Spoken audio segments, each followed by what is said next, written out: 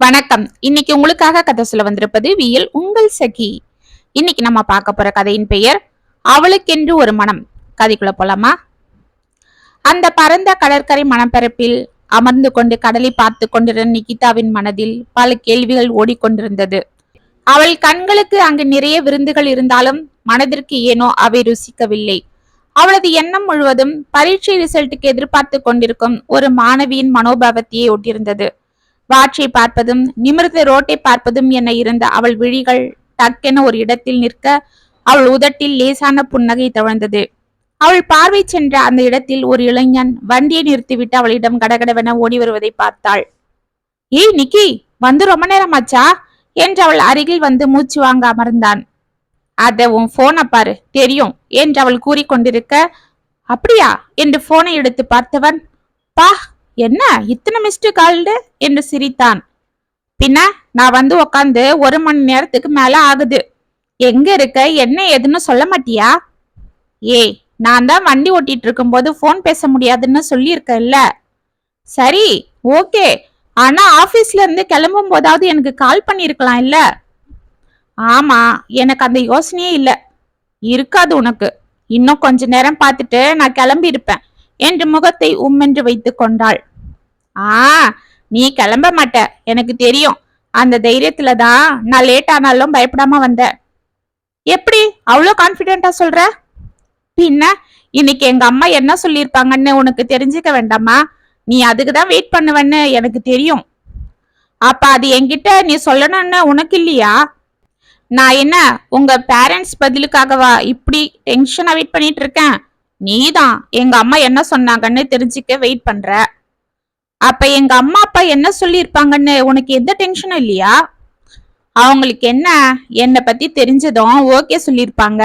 வீட்டுக்கு ஒரே பையன், பிஇ படிச்சுட்டு மல்டிநேஷனல் கம்பெனில வேலை, சொந்த வீடு, வெல் செட்டில்டு. இப்படி ஒரு பையனுக்கு பொண்ணு கொடுக்க பெத்தவங்க லைன்ல நிப்பாங்க என்றான் கையில் ஒட்டி இருந்த மண்ணை தட்டி கொண்டு. என்ன பேசுற நவீன்? அப்ப நாங்க மட்டும் என்ன? நானும் தான் பிஇ படிச்சிருக்கேன், உனக்கு ஈக்குவலா சம்பாதிக்கிறேன், சொந்த வீடு, வீட்டுக்கு ஒரே பொண்ணு, எங்க அம்மா அப்பா 2 பேரும் வேலைக்கு போறவங்க. அதெல்லாம் ஒரு பிரச்சனையா? நம்ம ஒருத்தருக்கு ஒருத்தர் காதலிச்சோம், கல்யாணத்துக்கு பெத்தவங்க சம்மதத்தை எதிர்பார்க்கிறோம். அவங்க நம்ம காதலை ஏத்துக்குவாங்களா, நம்மள ஏத்துக்குவாங்களான்றதுதான் இப்ப கேள்வி. அதை விட்டுட்டு நமக்குள்ள யார் வசதி, யார் வெல் செட்டில்டு, இதுவா பேச்சு என்றாள் நிகிதா. சரி சரி, ஓகே ஓகே, விடு விடு. ஆமா, ஏதாவது சாப்பிடுறியா என்று எழுந்து கொண்டான். அதெல்லாம் ஒன்னும் வேண்டாம். இந்த 1 ஹவர்ல இதோ பாரு, பட்டாணி சுண்டல்ல இருந்து ஐஸ்கிரீம் வரைக்கும் எல்லாம் நொறுக்கி தள்ளியாச்சு. உனக்கு ஏதாவது வேணும்னா வாங்கிக்கோ, எனக்கு ஒன்னும் வேண்டாம். சரி அப்ப ஓகே, எனக்கும் ஒன்னும் வேண்டாம் என்று மீண்டும் அமர்ந்தான். ஏன் நவீன், என்னாச்சு? ஒன்னும் இல்ல, வரும்போது காஃபி சாப்பிட்டேன், ஒரே டென்ஷன், தலைவலி. எதுக்கு நவீன், ஆபீஸ்ல ரொம்ப ஒர்க்கா? இல்ல நிக்கி, இந்த கல்யாண விஷயம்தான் என்று கடலை பார்த்தான் நவீன். ஏன், என்னாச்சு? உங்க அம்மாக்கு என்ன பிடிக்கலையா? எதுவும் தெரியல. காலையில உன் போட்டோவை காட்டின, உன்னை பத்தி சொன்ன. ஓ அப்படியா? என் போட்டோவை பார்த்துட்டு பொண்ணு நல்லா அழகா இருக்காள் என்ன சொல்லியிருப்பாங்களே என்று புன்னகை செய்தாள் நிகிதா. பார்த்தாங்க, ஆனா ஒன்னும் சொல்லல. ஒருவேளை அவங்களுக்கு இதுல இஷ்டம் இல்லையோன்னு தோணுது. ஏன் அப்படி சொல்ற? ஆமா நிக்கி, எல்லாம் உன்னாலதான். ஏன், நான் என்ன பண்ண? பின்ன ஒரு நல்ல போட்டோவா அனுப்புனா போயும் ஜீன்ஸும் டிஷர்ட்டும் போட்டு எடுத்துக்கிட்ட போட்டோவா அனுப்புவ, அதுவும் ஃப்ரெண்டுங்க கூட அரட்டை அடிச்சிட்டு இருக்கிற போட்டோ. ஏய், அது சும்மா கேஷுவலா இருக்குமேன்னு அனுப்புனேன். என்ன கேஷுவலா? ஒரு நல்ல போட்டோவா அனுப்பக்கூடாது, நானும் அதையே காட்டி தொலைச்சிட்டேன். அதனால என்ன இப்ப? எனக்கு அந்த மாதிரி செயற்கையா இருக்க தெரியாது. இந்த பொண்ணு பார்க்க கொடுப்பாங்களே போட்டோ, முகம் ஃபுல்லா மேக்கப் போட்டுக்கிட்டு, பெரிய பார்டர் பட்டு புடவை, உடம்பு ஃபுல்லா நகன்னு அடுக்கி வச்சு விளம்பரத்துல வர்ற பொம்மை மாதிரி, அந்த மாதிரி கொடுக்கணும்னு சொல்றியா? நாளைக்கு நான் உங்க வீட்டுக்கு வந்தாலும் இப்படித்தானே கேஷுவலா சுடிதாரு நைட்டின்னு போட்டுட்டு இருப்பேன். அதெல்லாம் சரிதான், ஆனா எங்க அம்மா கொஞ்சம் அந்த காலத்து ஆளு, அவங்க இதெல்லாம் விரும்புவாங்களோ என்னவோ, எனக்கு ஒன்னும் தெரியல. நமக்கு கல்யாணம் ஆகணும்னா நீ கொஞ்சம் அவங்கள சரி பண்ணி தான் ஆகணும். ஏன், நீ அவங்க கிட்ட எடுத்து சொல்லலையா? நமக்கு எதுக்கு அந்த வம்பு? நமக்கே நாளைக்கு கல்யாணம் ஆனாலும் நீங்க 2 பேரும் தான் வீட்டுல ஒன்னா இருந்தாகணும். அப்ப உங்களுக்குள்ள தானே அட்ஜஸ்ட் ஆகணும். இதுல எனக்கு என்ன பிரச்சனை? நீ எங்க அம்மாவை சமாளி, எனக்கு தெரியாது என்றான். சற்று நேரம் அமைதியாக அவனை பார்த்து கொண்டிருந்தாள் நிகிதா. என்ன அப்படி பாக்குற? எங்க அம்மாவை எப்படி சமாளிக்கிறதுன்னா? ஆமா நவீன் என்று நகத்தை கடித்தாள். இதோ பாரு, என்ன பண்ணுவியோ ஏது பண்ணுவியோ எனக்கு தெரியாது. எங்க அம்மாவை நீ கன்வின்ஸ் பண்ற, அப்பதான் நம்ம கல்யாணம் நடக்கும். சரி, அவங்களுக்கு என்னெல்லாம் பிடிக்கும் சொல்லேன், நான் அது போல நடந்துக்கிறேன். எனக்கு அதெல்லாம் தெரியாது நிக்கி. நான் அதெல்லாம் உட்காந்து எங்க அம்மா கிட்ட பேச மாட்டேன், அதுக்கு டைமும் இருக்காது. ஆனா அவங்க போட்டோ பார்த்துட்டு அமைதியாயிட்டாங்க. அதை வச்சு பார்த்தா ஒருவேளை அவங்களுக்கு மாடர்ன் ட்ரெஸ் எல்லாம் பிடிக்காதுன்னு நினைக்கிறேன். ஓ அப்படியா? அப்ப சரி, நாளைக்கு உங்க வீட்டுக்கு எப்படி வரேன் பாரு என்று கூறினாள் நிகிதா. எப்படியோ ஒண்ணு, கல்யாணத்துக்கு எங்க அம்மா சம்மதிச்சா அது போதும், அவ்வளவுதான். சரி, எங்க டீம் லீடர் ஒரு வேலை சொல்லியிருக்காரு, நான் போகணும். நீ எப்படி என் கூட வரியா என்று எழுந்து கொண்டான். பின்ன நான் எப்படி போறது என்று அவளும் எழுந்து கொண்டாள். மறுநாள் காலை குளித்து முடித்து பீரோவில் இருந்த அழகிய மெலிதான பார்டர் வைத்த நீல நிற காஞ்சி காட்டன் புடவையை எடுத்து கட்டி கொண்டாள். ஒரு கையில் கம்பி போன்ற தங்கவளையிலும் ஒரு கையில் வாற்றும் 3ஆம் பிறை நெற்றியில் சிறிய வட்ட பொட்டும் அதன் மேலே சிறிய கீரலை போல் குங்குமம், நீண்டிருந்த காதில் தொங்கவிடப்பட்ட சிறிய லோலாக்கும், வெண்ணிற சங்க கழுத்தில் கிருஷ்ண டாலர் வைத்த மெலிதான செயினும், வாரி முடித்து லூசாக போட்டு கொண்ட ஜடையில் ஒரு முழம் மல்லிகை பூவும் வைத்து கொண்டு புறப்பட்டாள் நிகிதா.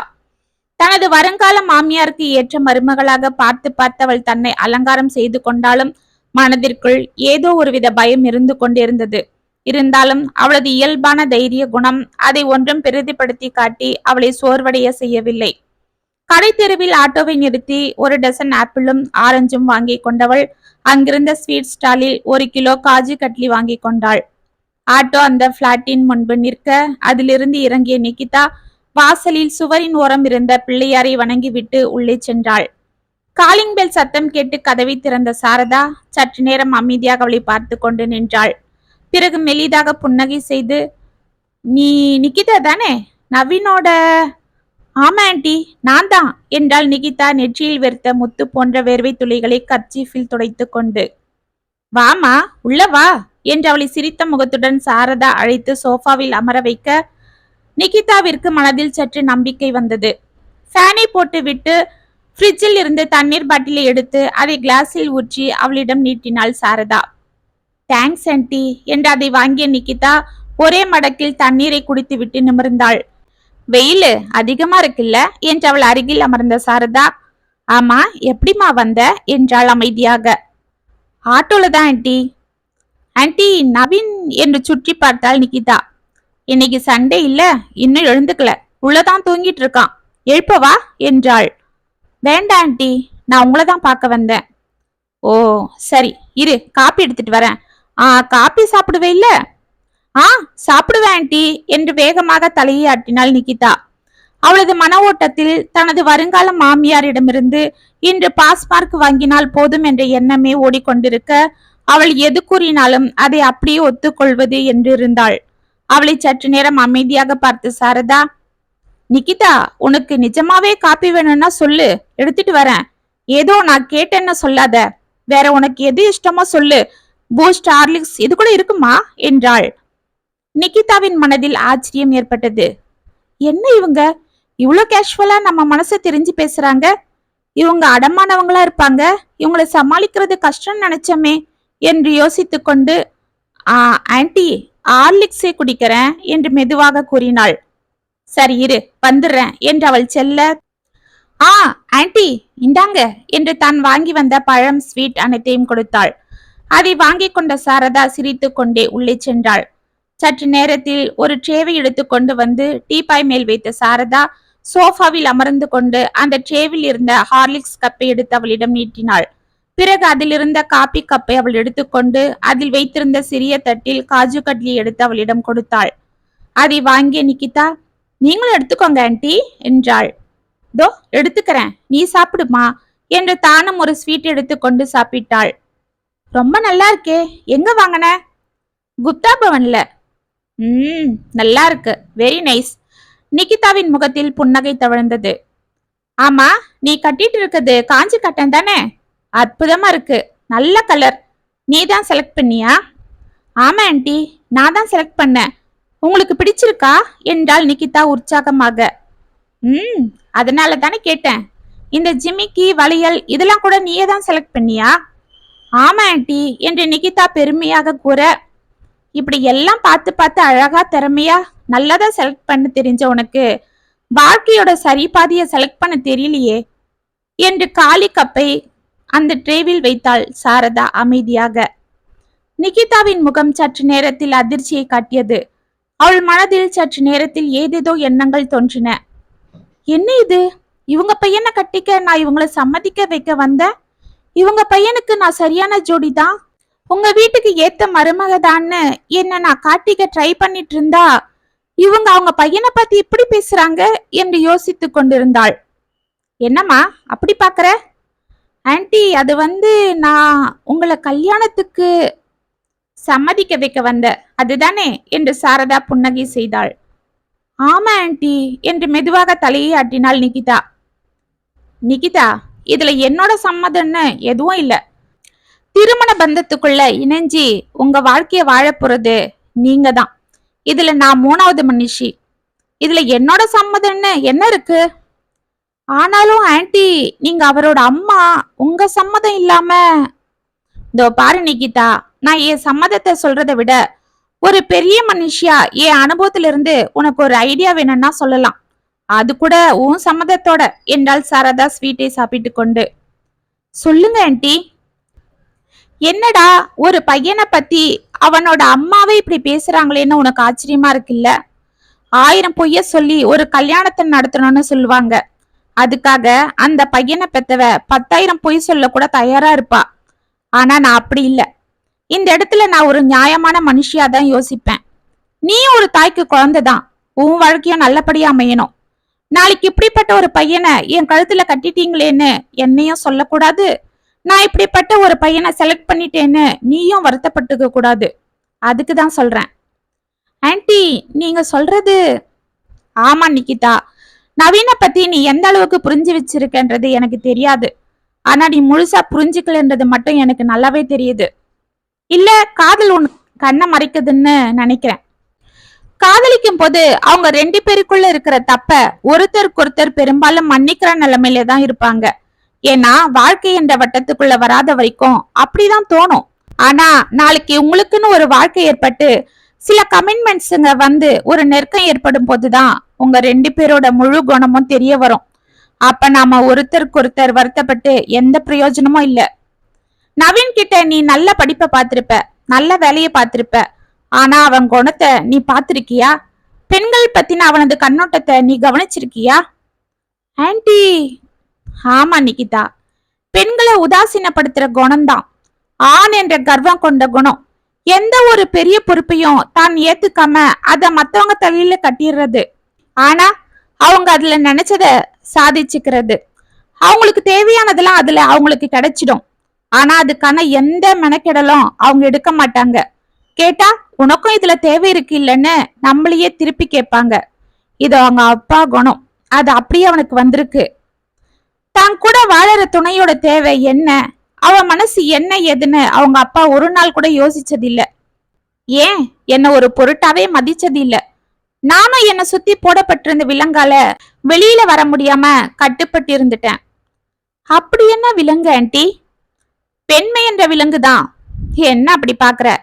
நிகிதா, ஒரு பொண்ணு இப்படிதான் நடக்கணும், இப்படிதான் உட்காரணும், இதுதான் பேசணும், கல்யாணம் ஆற வரைக்கும் அப்பாக்கு கட்டுப்பட்டு இருக்கணும், கல்யாணத்துக்கு அப்புறம் புருஷனுக்கு கட்டுப்பட்டு இருக்கணும், அவன் சொல்றதுதான் கேட்கணும், கடைசி காலத்துல மகனோட ஆதரவுல இருக்கணும். இதெல்லாம் தான் பெண்மைக்கான விலங்கு. இதுல ஒருத்தர்கிட்ட அவ உரிமை எடுத்துக்கிட்டு தன்னோட இஷ்டத்தை சொன்னாலும் அவ குடும்பத்துக்கு லாய்க்கு இல்லாதவன்னு முடிவு பண்ணிடுவாங்க. ஆனா இதுல ஒண்ணு என்னன்னா, இந்த மாதிரி கட்டுப்பாடுகள் ஒரு பெண்ணுக்கு எதிரா ஒரு ஆண் போடுறதை விட ஒரு பெண்ணுக்கு எதிரா பெண்ணே போடுவாங்க. அதுதான் அங்க ஆச்சரியமே. இப்ப கூட பாரு, நீ மாடர்ன் ட்ரெஸ்ல இருக்கிற போட்டோவை பார்த்துட்டு நான் எதுவும் சொல்லலன்னு உடனே நீ இந்த வேகாத வெயில்ல புடவை நகன்னு உனக்கு பிடிச்சதோ பிடிக்கலையோ எனக்காக உன்னை மாத்திக்கிட்டு வந்து நிக்கிற. நல்லா படிச்சிருக்க, கை நிறைய சம்பாதிக்கிற, எல்லா அறிவும் இருக்கு, ஆனா சுதந்திரம் இருக்கா என்று சிரித்தாள். அவளை நிக்கிதா ஆச்சரியமாக பார்த்தாள். அப்ப ஆன்ட்டி, பெண்கள் சுதந்திரமா ட்ரெஸ் பண்ணிக்கிறதும் ஜாலியா இருக்கிறதும் தப்பில்லைன்னு நீங்க நினைக்கிறீங்களா என்றாள் உற்சாகமாக. தப்பே இல்ல நிக்கிதா. ஆனா நான் சுதந்திரம்னு மீன் பண்றது எதன்னு நீ யோசிக்கிற? உடம்பெல்லாம் தெரியற மாதிரி ட்ரெஸ் பண்றதோ, இல்ல கண்டபடி பசங்களோட சேர்ந்துக்கிட்டு ராத்திரி பகல்னு பார்க்காம குடிச்சிட்டு கும்மால் அடிக்கிறதோ இல்ல. அது தவறான செயல். பெண்களுக்கான சலுகையை தவறா பயன்படுத்திக்கிறது. சில பெண்கள் அதைத்தான் சுதந்திரம்னு எடுத்துக்கிறாங்க. ஆனா நான் சொல்றது அப்படி இல்ல. உனக்கு எது சரியானதோ அதை செய். ஆனா அது உனக்கு நல்லதா இருக்கணும், உனக்கு கௌரவத்தை கொடுக்கணும். இதுதான் சுதந்திரம். இந்த சுதந்திரத்தை நீ யார்கிட்டயும் எதிர்பார்க்க கூடாது. இதெல்லாம் அடிப்படையானது. நீ படிக்கிறது, வேலைக்கு போறது, உன் விருப்பப்படி உன் திறமையை வளர்த்துக்கிறது, உன் வசதிக்கு நல்ல கௌரவமான உடைகளை போடுறது, இதெல்லாம் உன் விருப்பம். இதுல நானோ இல்ல உன் புருஷனோ தலையிடுறது தப்பு. ஆனா அதே சமயம் ஒரு புருஷன் தன்னோட மனைவிய பாதுகாக்கணும். அதுக்காக அவங்க நம்ம கூடவே உக்காந்து இருக்கணும்னு நான் சொல்ல வரல. தன்னோட மனைவிக்கு தன்னாலேயோ இல்ல தன்னை சேர்ந்தவங்களாலேயோ ஒரு பிரச்சனைன்னா அத அவளே சமாளிச்சுக்கிட்டோன்னு விடாம அந்த இடத்துல அவன் பாதுகாப்பா இருந்து சரி பண்ணணும். ஆனா நவீன் அப்படி இல்ல. அது எனக்கு தெரியும். ஏன்னா அவன் அப்பாவோட வளர்ப்பு அப்படி. அவங்க அப்பா அப்படிதானா ஆண்டி? ஆமா நிக்கிதா, அவங்க அப்பா அப்படிதான். அவருக்கு நல்ல பேரு வரணும், அவர் வீட்டு ஆளுங்க அவரை பெருமையா பேசணும், பொண்டாட்டி அடக்கி வச்சிருக்கான்னு சொல்லணுன்றதுக்காக என்ன தவிக்க விடுவாரு. ஒரு பெண் கல்யாணம் ஆகி வரும்போது தான் இத்தனை வருஷம் பழகின இடம், அம்மா அப்பா, தான் பார்த்து வளர்ந்த சூழல், தன் கூட பிறந்தவங்க எல்லாரையும் விட்டுட்டு வரா. வந்த இடத்துல சூழ்நிலை வேற மாதிரி இருக்கும். வந்த உடனே அவ அதை புரிஞ்சுக்கவே ரொம்ப நாளாகும். அதுக்கப்புறம் அதுக்கு ஏத்தாப்போல அவ மாறணும். ஆனா இது எதுக்கும் டைம் கொடுக்காம புகுந்த விட்டாளுங்க அவளை காயப்படுத்துவாங்க. அப்படிதான் எனக்கும் நடந்தது. அப்பெல்லாம் அவரை நின்னு வேடிக்கை தான் பாப்பாரு. மீறி நான் ஏதாவது பேசினா என்ன தொல்லையா நினைப்பாரு. இவ்வளோ ஏன், இத்தனை வருஷம் ஒன்னா வாழ்ந்தோம். ஆனா அவருக்கு என்னோட விருப்பம் என்ன ஏதுன்றது தெரியாது. அவ்வளவு ஏன், அவர் வளர்ப்புல வளர்ந்த நவீனம் அப்படிதான். என்னை பத்தி அவனுக்கு பெருசா ஒண்ணும் தெரியாது. அதை தெரிஞ்சுக்கவும் மெனக்கிடல. ஏன்னா அம்மா தானே, அவங்க வீட்டுல தானே இருக்காங்க. அவங்களுக்கு என்ன பெருசா விருப்பம் இருந்துட போகுது? அப்படியே இருந்தாலும் அது அப்பா தானே செய்யணும், அதுக்கப்புறம் நாம தானே செய்யணும் என்ற நினைப்பு. இது அவனுக்கு தப்புன்றது தெரியாது. ஏன்னா அவனை நான் எவ்வளவோ பார்த்து பார்த்து வளர்க்கணும்னு நினைச்சாலும் அவங்க அப்பா விடல. அவரோட எண்ணத்தின் பிரதிபலிப்பா அவனை வளர்த்துட்டாரு என்றாள். நான் கல்யாணம் பண்ணிட்டு வரும்போதே அவங்க அப்பாவை நான் நல்லா தெரிஞ்சுக்கிட்டேன். அவருக்கு பொண்டாட்டினா ஒரு பொருட்டு இல்ல, அவளை சார்ந்த எந்த சொந்தமும் பெருசு இல்ல. நான் ஆம்பளை, நான் சம்பாதிக்கிறேன் என்ற நினைப்பு. அது மட்டும் இல்ல, எங்க 2 பேருக்குமே பொதுவா ஒண்ணு தேவைன்னா அதை நான் தான் செய்யணும்னு எதிர்பார்ப்பாரு. உனக்காக நான் ஏன் ரிஸ்க் எடுக்கணும் என்ற மென்டாலிட்டி உள்ளவர். அதே போலதான் அவரோட பையனையும் வளர்த்துட்டாரு. அவங்க அப்பா போனதுக்கு அப்புறம் நான் அவனை வளர்க்க கஷ்டப்படல. ஏன்னா சொத்து இருந்தது, என்கிட்ட வேலை இருந்தது. ஆனா என் பையன் கிட்ட இருந்து எனக்கு ஒரு அன்பு இல்ல. என் பிள்ளை என்கிட்ட நெருக்கமா இல்ல. என் மன ஆசையை அவன் காது கொடுத்து கேட்டதில்ல. நானும் அவனும் ஏதோ பொண்ணா இந்த வீட்டுல இருக்கோம். ஆனா மனதளவுல விலகிதான் இருக்கும். இப்ப கூட இது அவனுக்கு தப்பா தெரியாது. ஏன்னா அவன் வளர்ப்பு அப்படி. இப்ப கூட கல்யாணத்துக்கு என் சம்மதத்தை எதுக்கு கேக்குறான்னா, நாளைக்கு நாம 2 பேரும் வீட்டுல பிரச்சனை பண்ணிக்க கூடாது, இதனால அவனுக்கு அது தொல்லையா மாறக்கூடாதுன்றதுக்கு தான். இதெல்லாம் நான் ஏன் உனக்கு சொல்றேன்னா, நாளைக்கு அவன் உன்கிட்டயும் இப்படிதான் நடந்துப்பான். அப்ப நீ கோபப்பட்டு எந்த பிரயோஜனமும் இல்ல என்றாள் சாரதா கண்களை துடைத்து கொண்டு. அப்பொழுதுதான் நிகிதாவிற்கு நவீனின் சில நடவடிக்கைகள் மனக்கண்ணில் ஓடியது. ஆமா, இவங்க சொல்றது சரிதான். நவீன் எப்பவுமே எங்க அப்பா அம்மாவை சம்மதத்தை பெருசா நினைச்சதில்ல. அவங்க ஸ்டேட்டஸ பெருசா எடுத்துக்க மாட்டாரு. அவரை பத்தி தான் பெருமையா பேசுவாரு. இப்படிப்பட்ட ஒரு மாப்பிள்ளை கிடைக்க உங்க அம்மா அப்பா கொடுத்து வச்சிருக்கணும்னு சொல்லுவாரே தவிர என்னை பத்தி அவர் எதுவும் பிளஸ்ஸா சொன்னது இல்ல. எப்பவுமே சேஃப் அண்ட் சைட்ல தான் இருக்கிறாரு. இப்ப கூட அவங்க அம்மாவை சம்மதிக்க வைக்கிற பொறுப்பை என்கிட்ட கொடுத்துட்டு அவரு விலகிட்டாரு. அவங்க அம்மா என்ன நினைக்கிறாங்க என்ன ஏதுன்னு கூட அவர் தெரிஞ்சுக்க விரும்பல. அவரா ஏதோ வந்து என்கிட்ட சொல்லிட்டாரு. ஆனா இங்க எல்லாம் தலைகீழா இருக்கே. என்ன பாக்குற நிகிதா? இதெல்லாம் நான் என் பையனை குறை சொல்லவோ இல்ல உங்க கல்யாணத்தை நிறுத்தவோ சொல்லல. அவனோட குணம் இதுதான். நாளைக்கு நீ அவனை கல்யாணம் பண்ணிட்டு இங்க வந்ததும் அவன் இப்படிதான் நடந்துக்குவான். அப்ப நீ வருத்தப்படவோ இல்ல காயப்படவோ கூடாது. மத்தபடி உங்க கல்யாணத்துல எனக்கு எந்த அப்செக்ஷனும் இல்ல. இனி முடிவு உன்கிட்டதான் இருக்கு. ஒரு பெண்மைக்கு மதிப்பு கொடுக்காம தன் போக்குல ஆண் ஆதிக்கத்தோட வாழற என் பையனை நீ கட்டிக்கிட்டு அவனை மாத்த போறியா, இல்ல என்ன போல இதுதான் விதின்னு அடங்கி போயிட போறியா, இல்ல விலகியே போயிட போறியா என்றாள். இதை கேட்டு நிகிதா அதிர்ந்ததை விட உள்ளிருந்த அனைத்தையும் ஒன்று விடாமல் கேட்டுக்கொண்டிருந்த நவீன் கேட்டு அதிர்ந்தான். அம்மா மனசுல இவ்வளவு ஏக்கமா? எப்படிப்பட்ட ஒரு கொடுமைக்கார குடிக்கார, ஏன் கொலகார பையனா இருந்தாலும் அவனுக்கு வாழ்க்கையில கல்யாணம் நடக்க போகுதுன்னா அவனோட தாய் அந்த கல்யாணத்தை நடத்த பாடுபடுவா. ஆனா என்ன சின்ன வயசுல இருந்து அருமை பெருமையா வளர்த்த எங்க அம்மா என்ன கட்டிக்க போற பொண்ணுகிட்ட இப்படி பேசுறாங்கன்னா நான் அவங்கள மனசுலவுல எப்படிலாம் நோகடிச்சிருக்கணும். அப்பா பேச்ச கேட்டு அவருக்கு பெருமை சேர்க்கத்தான் நான் எல்லாம் செஞ்சனே தவிர அம்மாவை பத்தி நான் ஒரு நாள் கூட நினைச்சு பார்த்ததில்ல. அவங்க மனசுல என்ன நினைக்கிறாங்க, அவங்க விருப்பம் என்ன ஏதுன்னு நான் கேட்டது கூட இல்ல. நாளைக்கு இதே பழக்கம்தான் நிகிதா கிட்டயும் நமக்கு வரும். நம்மளையே நம்பி அவங்க சொந்த பந்தம் எல்லாத்தையும் விட்டுட்டு வர ஒரு பெண்ணை நாம தானே பாதுகாக்கணும், அவளுக்கு மதிப்பு கொடுக்கணும். ஆனா நான் அப்படி நடக்கலையே. இப்ப கூட நிகிதா நம்ம வீட்டுக்கு தானே வந்திருக்கா, நம்ம கல்யாணத்துக்கு தானே அம்மா கிட்ட சம்மதம் வாங்க வந்திருக்கா. அவ இன்னைக்கு வரான்னு தெரிஞ்சு கூட நான் அவளை போய் கூட்டிட்டு வரல. கிட்ட இருந்த அம்மாவை கன்வின்ஸ் பண்ண எந்த முயற்சியும் எடுக்கல. அவளை தனியா சமாளிக்க விட்டுட்டோம். இது அவ பேர்ல உள்ள கான்பிடன்ஸா? இல்ல, பொறுப்புல இருந்து நம்ம தப்பிச்சுக்கிறது. இப்படிப்பட்ட ஒரு ஆம்பளைய கட்டிக்க எந்த பொண்ணுதான் சம்மதிப்பா? ஒரு அம்மாவையே இத்தனை நாள் காயப்படுத்தின ஒரு ஆணை எந்த பொண்ணுதான் விரும்புவா? எந்த நம்பிக்கையில கட்டிக்குவா? என் அம்மாவோட மனசை நான் எந்த அளவு வேதனைப்படுத்திருக்கேன், என்ன நானே மன்னிக்க முடியாது என்று கடகடவனை எழுந்து வெளியே சென்றான். அவனை சாரதாவும் நிகிதாவும் அமைதியாக பார்த்தனர். மெதுவாக தனது தாயிடம் சென்ற நவீன் அவள் கைகளை பிடித்து கொண்டான். அம்மா, இந்த கல்யாணத்துக்கு நீங்க சம்மதிக்கவோ இல்ல உங்களை நான் ஏமாத்துவோ இத சொல்லல. என் மனசுல இருந்து உண்மையா சொல்றேன். அப்பாவோட வளர்ப்புல இருந்து முழுசா விலகி வந்த இந்த குழந்தைய இன்னிலிருந்து நீங்க தான் வளர்க்கணும் என்றான் கண்ணீர் வடிய. சாரதா அவனை கட்டி தழுவ நிகிதாவின் முகத்தில் புன்னகை தவழ்ந்தது. இத்துடன் அவளுக்கென்று ஒரு மனம் கதை முற்றும். உங்களுக்காக எழுதின இந்த கதை உங்களுக்கு பிடிச்சிருந்தா கமெண்ட்ஸ்ல சொல்லுங்க, லைக் பண்ணுங்க, ஷேர் பண்ணுங்க, மறக்காம சப்ஸ்கிரைப் பண்ணிக்கோங்க. மீண்டும் நாளைக்கு வேற ஒரு சுவாரஸ்யமான கதையோட உங்களை சந்திக்கிறேன். அது வரைக்கும் இணைப்பிலே இருங்க. இப்படிக்கு வியல் உங்கள் சகி.